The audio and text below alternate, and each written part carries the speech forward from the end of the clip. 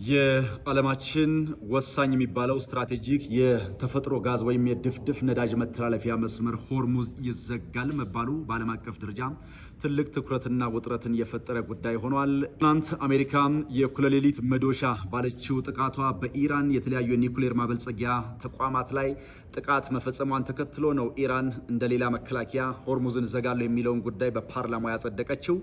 አሜሪካ እንግዲህ ትናንት እኩለ ሌሊት መዶሻ በሚል የሰየመችውን ይህን ጥቃት ተከትሎ በኢራን የሚገኙ ትልልቆቹ የኒውክሌር ማብለያ ተቋማት ፎርዶ፣ ናታንዝ እና ኢስፋሃን በአሜሪካ የቢቱዋ ቦምብ ጣይ አውሮፕላኖች ድብደባ እንደተፈጸመባቸው የሚታወቅ ጉዳይ ነው።